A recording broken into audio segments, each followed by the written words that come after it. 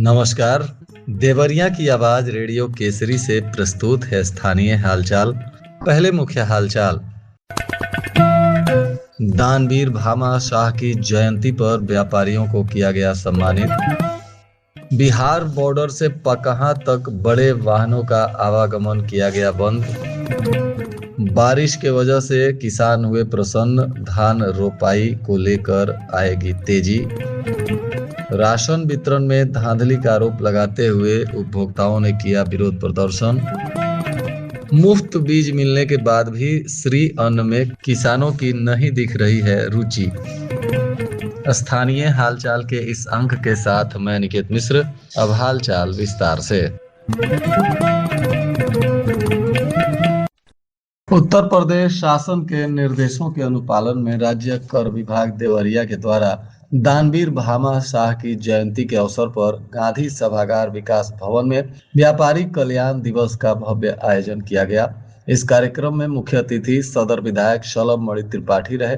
कार्यक्रम का शुभारंभ दीप प्रज्वलन के साथ हुआ और दानवीर भामा शाह के चित्र पर पुष्पांजलि अर्पित की गई। इस अवसर पर सदर विधायक ने कहा कि व्यापारी वर्ग राष्ट्र के अर्थव्यवस्था की रीढ़ है। व्यापारियों के द्वारा ईमानदारी से जमा किए गए कर से ही सरकार जन कल्याणकारी योजनाओं का संचालन करती है एवं आधारभूत सुविधाओं का भी विकास करती है। उन्होंने दानवीर भामा शाह के त्याग, राष्ट्रभक्ति एवं समाज सेवा के आदर्शों को वर्तमान पीढ़ी के लिए प्रेरणा स्रोत बताते हुए व्यापारियों से प्रदेश एवं राष्ट्र के विकास में अपनी सक्रिय सहभागिता बनाए रखने का आह्वान किया। इस अवसर पर राज्य कर विभाग की ओर से उपायुक्त राज्य कर विवेक कुमार मिश्रा और उपायुक्त राज्य कर राजेश प्रताप सिंह सहित तमाम पदाधिकारीगण उपस्थित रहे। अधिकारियों ने व्यापारियों को विभाग द्वारा संचालित विभिन्न जन कल्याणकारी योजनाओं, करदाताओं के लिए उपलब्ध सुविधाओं एवं शासन की जनहितकारी नीतियों की जानकारी भी दी। कार्यक्रम का संचालन पंकज शुक्ला ने किया। उन्होंने अपने संचालन में दानवीर भामा शाह के आदर्शों, व्यापारियों के योगदान एवं व्यापारी कल्याण दिवस की महत्ता पर विशेष प्रकाश डाला। इस दौरान जिले के कई व्यापारियों को सम्मानित भी किया गया। मुख्यमंत्री की महत्वाकांक्षी अंतरराज्यीय प्रवेश द्वार निर्माण परियोजना के अंतर्गत कंचनपुर बघौच घाट पकहा मार्ग पर निर्माण कार्य के चलते बिहार बॉर्डर से पकहा तक 29 जून से 20 जुलाई तक भारी वाहनों के आवागमन पर रोक लगा दी गई है। इस संबंध में लोक निर्माण विभाग ने पुलिस प्रशासन से आवश्यक यातायात व्यवस्था सुनिश्चित करने का अनुरोध किया है। लोक निर्माण विभाग के अधिशासी अभियंता ने बताया कि पकहा के समीप निर्माणाधीन प्रवेश द्वार की बीम डालने के लिए सड़क की पूरी चौड़ाई पर स्टेजिंग एवं सीमेंट कंक्रीट का कार्य किया जाएगा। सुरक्षा कारणों से इस अवधि में ट्रक, डंपर, टेलर एवं बस जैसे भारी वाहनों का संचालन पूर्णतः प्रतिबंधित किया गया है। हालांकि कार, जीप, बाइक, एम्बुलेंस तथा अन्य छोटे वाहनों का आवागमन जारी रहेगा। जिले के बैदा ग्राम पंचायत के ग्रामीणों ने राशन वितरण में अनियमितता का आरोप लगाते हुए कलेक्टेरिएट परिसर पर विरोध प्रदर्शन किया। इस दौरान कोटेदार के खिलाफ कार्रवाई की मांग करते हुए जिलाधिकारी के नाम से संबोधित एक ज्ञापन उप जिलाधिकारी को सौंपा गया है। ग्रामीणों का आरोप है कि जांच में अनियमितताएं पाए जाने के बावजूद भी अब तक उचित मूल्य की दुकान निलंबित नहीं की गई, जिस पर उन्होंने नाराजगी व्यक्त की। ज्ञापन में बताया गया कि बैदा ग्राम पंचायत के पात्र गृहस्थी और अंत्योदय कार्ड धारकों ने कोटेदार द्वारा राशन वितरण में गड़बड़ी की शिकायत की थी। शिकायत के आधार पर पूर्ति निरीक्षक ने गांव में पहुंचकर जांच की। ग्रामीणों का दावा है कि जांच में कई जगह पर अनियमितताएं पाई गईं, उसके बावजूद भी दुकानदार पर कार्रवाई नहीं की गई। आज सुबह करीब 7:30 बजे मौसम ने अचानक करवट ली। तेज हवाओं के साथ हुई झमाझम बारिश से लोगों को भीषण गर्मी और उमस से काफी राहत मिली है। आसमान में घने बादल छाए रहे और जिले के कई हिस्सों में अच्छी बारिश भी दर्ज की गई। हालांकि बारिश के बाद वातावरण में नमी बढ़ने से कुछ स्थानों पर उमस भी महसूस की गई। बारिश के कारण तापमान में गिरावट दर्ज की गई है। सुबह करीब 8 बजे तापमान 30 डिग्री सेल्सियस तक रिकॉर्ड किया गया। मौसम विभाग के अनुसार सोमवार को न्यूनतम तापमान 28 डिग्री और अधिकतम 38 डिग्री सेल्सियस रहने का अनुमान है। लगभग 7 किलोमीटर प्रति घंटे की रफ्तार से चली हवाओं ने मौसम को अपेक्षाकृत सुहाना बनाए रखा।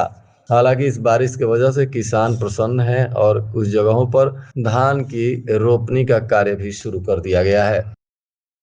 श्री अन्न की खेती करने को किसान रुचि नहीं ले रहे हैं, जबकि सावा, कोदो, मड़ुआ की खेती को किसानों को मुफ्त बीज दिया जा रहा है। बीज गोदामों पर कोदो 11.52 क्विंटल, सावा 11.22 और मड़ुआ 28.5 क्विंटल मिनी किट मुफ्त वितरण के लिए उपलब्ध है। इसके बाद भी श्री अन्न को बढ़ावा देने की कृषि विभाग की योजना परवान नहीं चढ़ रही है। इस साल खरीफ में सुपर अल नीनो के प्रभाव से वर्षा की स्थिति असामान्य या कम रहने की संभावना है। इसको देखते हुए कृषि विभाग ने मोटे अनाजों की खेती को बढ़ावा देने का निर्णय लिया। किसानों को मानसून को ध्यान में रखकर अपनी खेती को और फसलों का चयन करने की सलाह दी गई। ब्लॉकों के राजकीय बीज भंडारों पर किसानों में मुफ्त वितरण को लेकर कोदो, सावा, मड़ुआ इत्यादि के बीज रखे गए हैं, ताकि ये सब बीज कम पानी के वजह से भी अच्छी पैदावार पैदा करते हैं। किसानों को जागरूक किया जा रहा है, परंतु इन अन्न की खेती को लेकर किसान काफी उदासीन हैं और इसमें रुचि नहीं दिखा रहे हैं, जिसके वजह से सरकार की मंशा पर पानी फिरता हुआ दिख रहा है।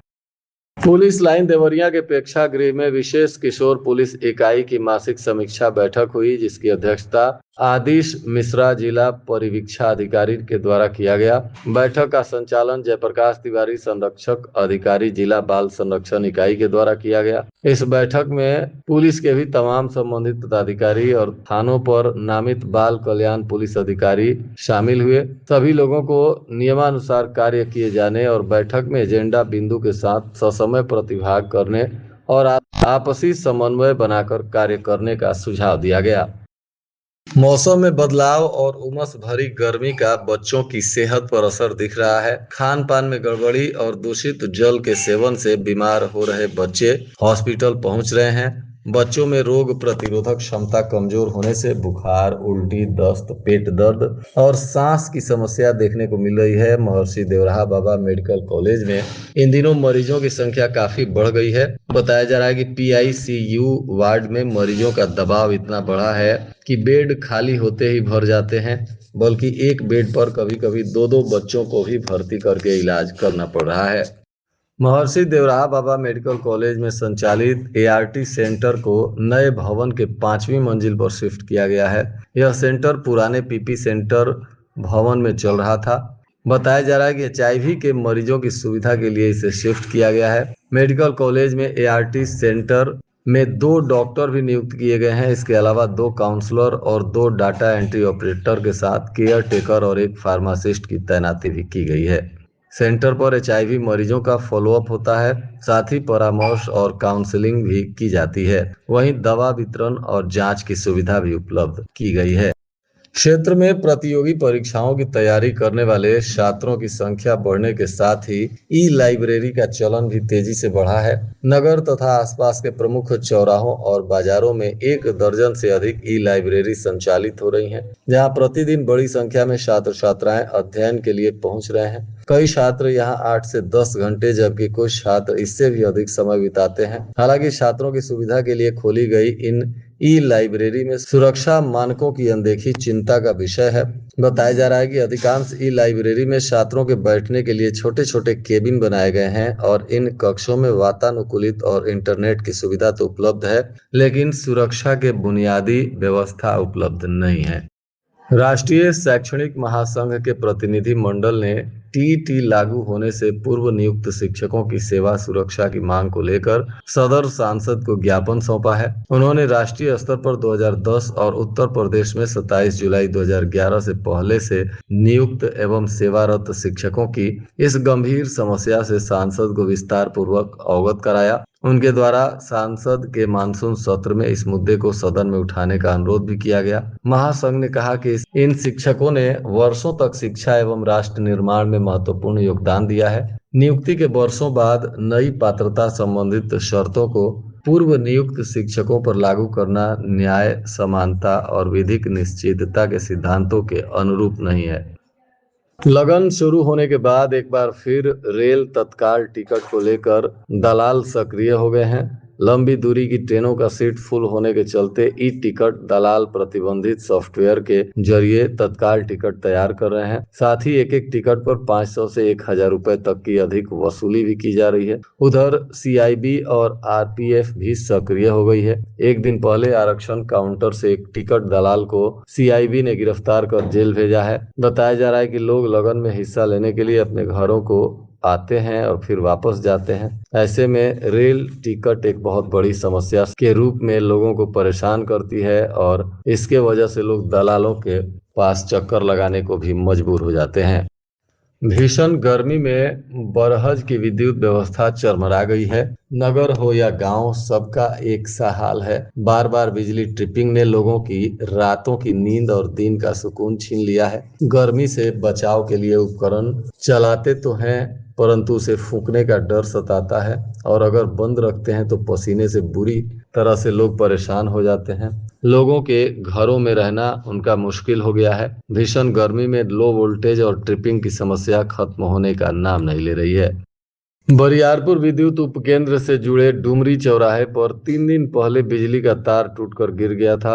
सूचना के बाद भी लाइनमैन झांकने तक नहीं आए। बिजली विभाग की लापरवाही से नाराज व्यापारियों ने लोहिया चौक पर प्रदर्शन करते हुए विद्युत विभाग के खिलाफ नारेबाजी की। बताया जा रहा है कि मामला रामपुर कारखाना के डुमरी गांव का है, जहां 3 दिन पहले विद्युत का तार टूटकर गिर गया। इसके चलते चौराहे की आपूर्ति बंद हो गई। दुकानदारों ने कहा कि विद्युत विभाग के क्षेत्रीय लाइनमैन समेत अवर अभियंता और एसडीओ से भी तार टूटने की जानकारी दी गई, परंतु 3 दिनों तक इन लोगों ने कोई संज्ञान नहीं लिया, जिससे नाराज होकर अब लोग विरोध प्रदर्शन करने लगे।